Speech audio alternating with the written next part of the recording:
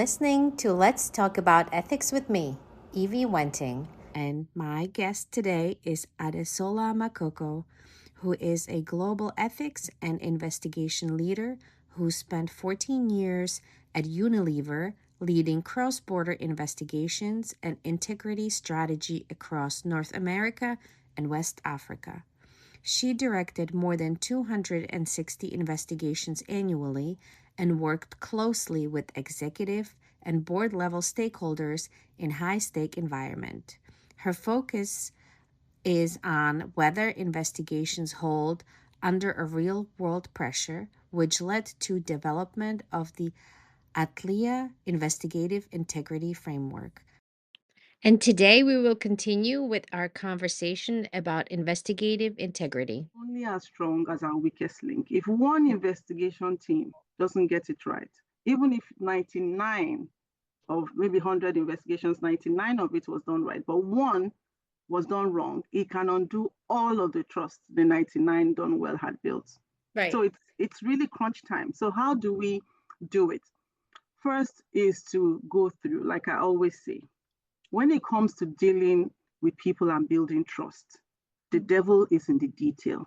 You want to make sure that you are very intentional about the process. It's not just something you are scrambling to do because you want to get a certification or something you want to, win an award for best employer award or something. It's really, it has to come from you really feeling that people's lives are going to be impacted by what you're doing. That's a serious responsibility. So it starts with that.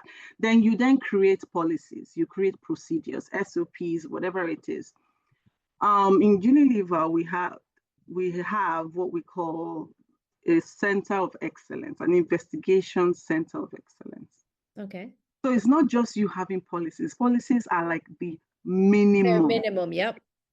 It's about how do you elevate at some point. But let's say we're just starting small and we're just getting the policies. So you get your policies, make sure that you map your policies to best standards, the industry standards, not just what is locally permissible, because that might not be fair. It might not be just in the way it is. So it's not just benchmarking across what other companies in our region are doing, it's benchmarking across what is the industry best practice. Okay, so that's the first thing. When you have that in place, you have the policies, you make sure that it's also checked out by external counsel. So of course, you want to make sure that it's in line with local and international regulations, right? And that is how we strengthen the benchmarking process, making sure that all the people who should look at it have looked at it. So you have your policies, is accessible. Now, what's the next thing? You said training. Very good. Training, because policies themselves don't deliver outcomes. No, that is so true. Yeah.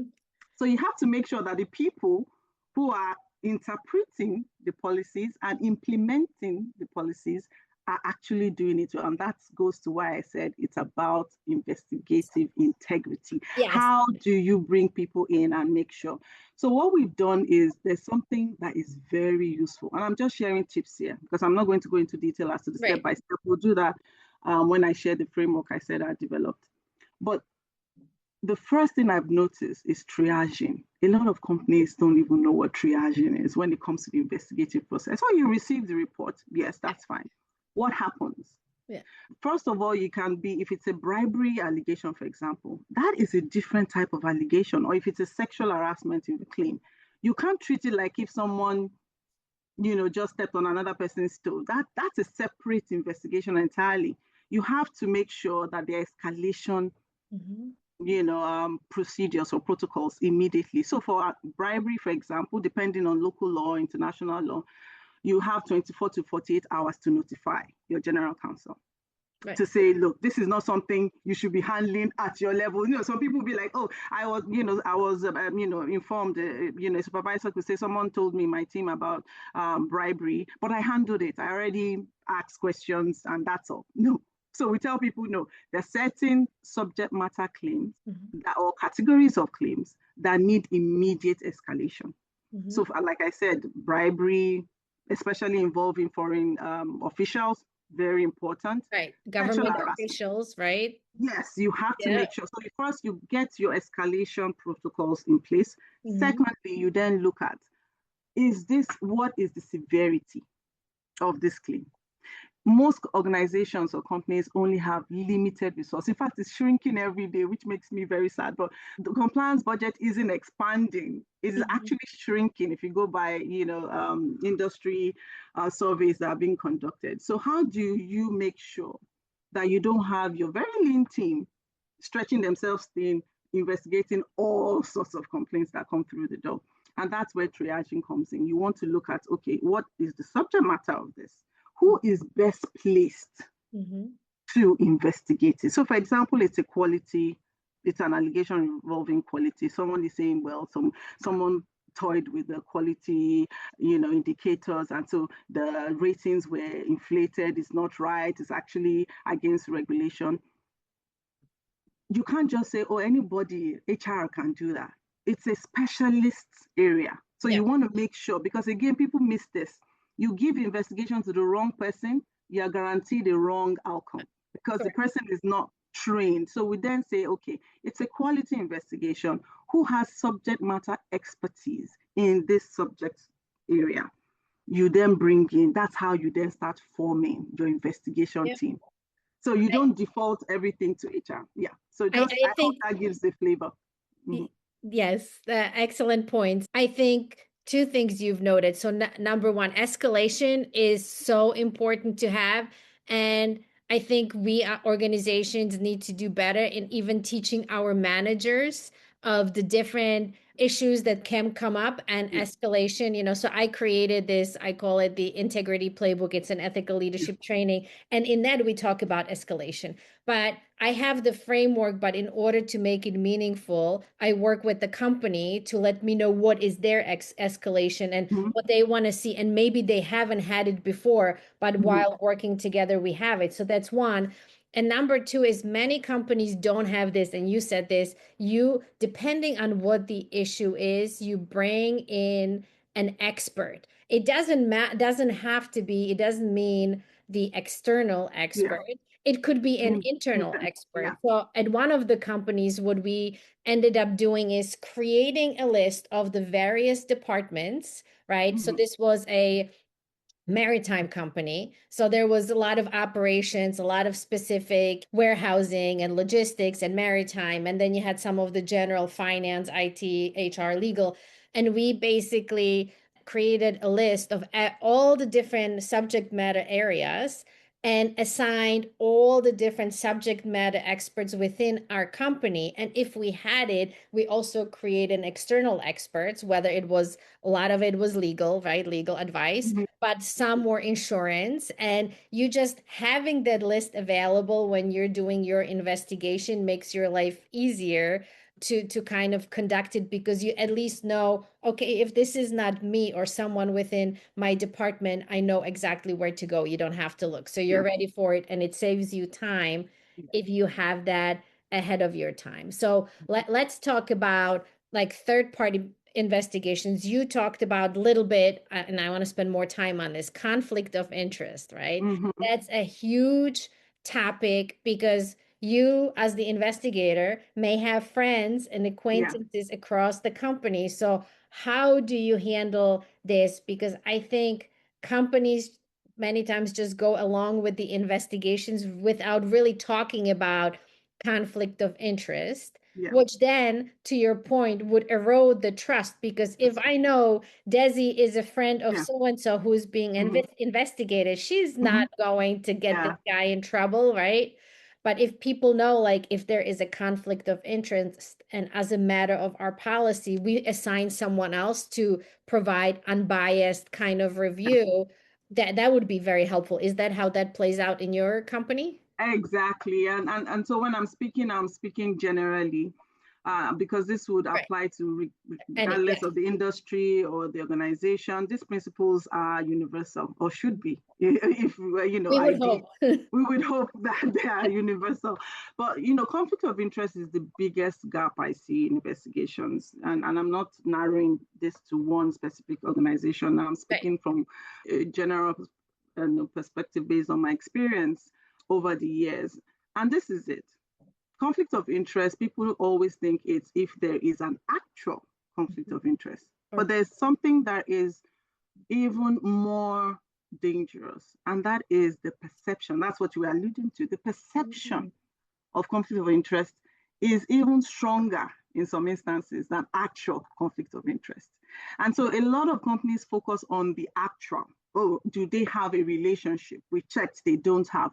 But there's a perception angle that they should be, because perception can equal reality in people's minds. And remember, like I said, for any investigative process, Mhm. investigative integrity is about maintaining the processes and procedures that would end up with investigative outcomes that build trust, not erode trust.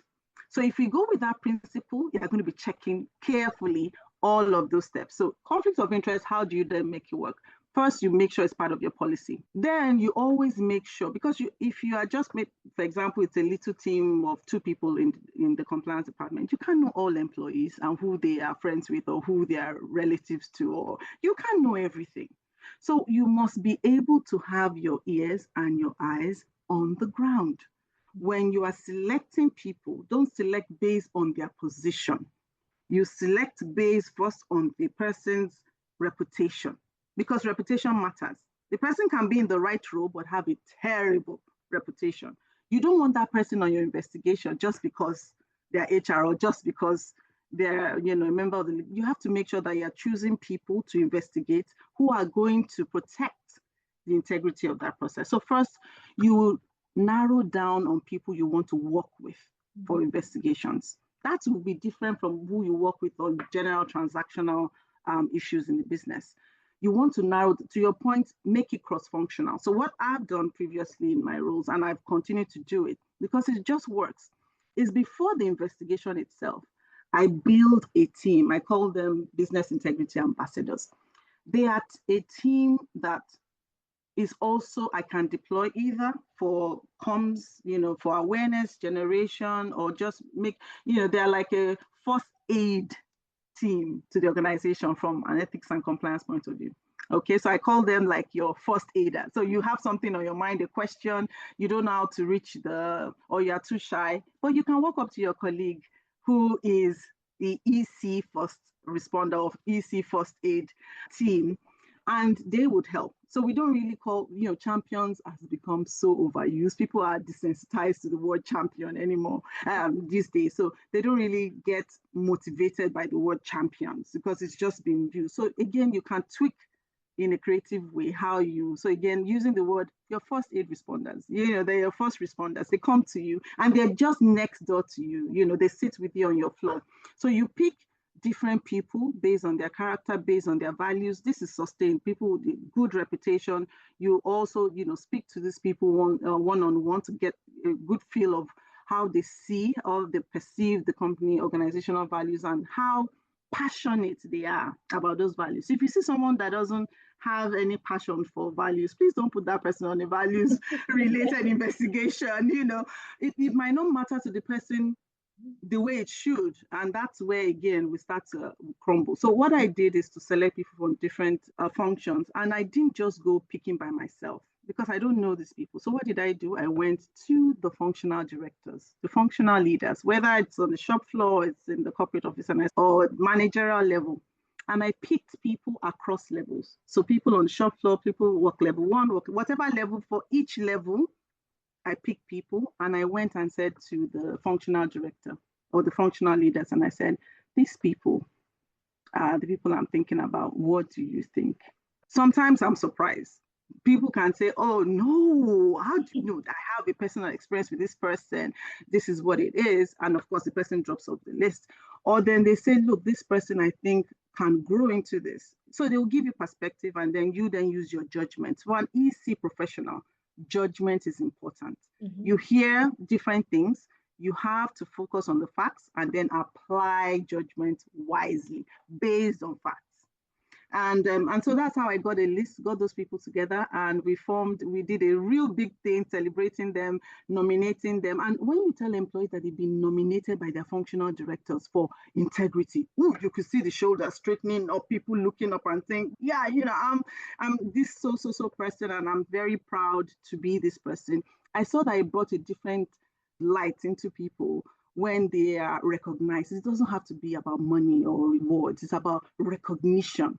Hmm. You are, you embody these values, and we trust you enough to handle our process on behalf of the organization. It makes people feel like they are connected to those values, like they're useful to Yep. those values. And so when I picked them up, I did the training, to your point, did the training, and the training is not just one off. You do the main training to Yep. onboard, and then you do regular refresher trainings. And Yep. then I ask and say, what is your feedback from this? What are the challenges? What do you think? So Mhm. people could say, oh, for example, for interviews, I didn't even know how to start asking the questions, or how do I even send an invitation out to someone to come for an interview? How long should it take if someone says this? But you won't hear that if you don't have a chance to connect with them. So again, it's Exactly. training, refreshing, and then keeping in touch. So I had a SharePoint site where we would collaborate, where Mhm. they would drop questions, where I would give them materials, ongoing materials to help them. So investigations playbook, for example, I Yes. have samples of investigation playbooks that are easy for a non-legal, non-EC employee to pick up and Amazing. understand, investigate, and then make it in a video form. So it's very interactive. Mhm. When people watch videos, and then you take them through case studies. So yeah, it's a lot. It's what I live and breathe. So it can be a lot to say. But what I will summarize it to in summarizing, just to make sure that we're staying connected to the main points here, is, if you didn't hear anything at all this past how many minutes we've been talking, investigative integrity is about, not just about the investigation itself, Says. it's about the outcome and the purpose of that investigation. And the end point we all want to get to is building trust. Yep. And so that principle must be first in mind. Keep the principle. After principle comes policy. After policy comes implementation. Implementation then comes risk management. You then, look at your risk, you map it. Conflict of interest is a real risk. Proper documentation of the investigation procedure is a real risk. You also look at the legal implications of the investigation. That is another risk. So there are all these risks that come up, and then you have what I have developed, a risk management framework for investigations in itself. What can go wrong? How can we prevent it? So it's a lot to say, Evie, about investigations. I hope that some of the insights we've shared would help teams, whether they work for large organizations or small, medium organizations, or just even thinking about a career in Yes. investigations or ethics and compliance. I hope this would give people, demystify the process. You don't have to have a scientific certification for you to investigate. You don't have to be a forensic analyst to investigate properly. You just have to make sure that you are clear on the purpose, Hmm. and that you are clear on the process, and that or you're connected to the end game of this entire thing, which is trust. Once you have that basic principle in mind, it will be your anchor, it will be your compass as you navigate. No two investigations are the same. So you just have to always have an anchor, a compass that directs you. So you can go this way today, go that way tomorrow. It doesn't matter, but you must have something that keeps you going in the direction that you're meant to be on. So I hope This this has helps. been Yes. such a That powerful very good. conversation A on lot of great investigative advice integrity. from real How do we experience. build trust through process, escalation, and decision making? In our next episode, we're going to tackle one of the hardest tensions in compliance: confidentiality versus transparency. We look forward to seeing you there.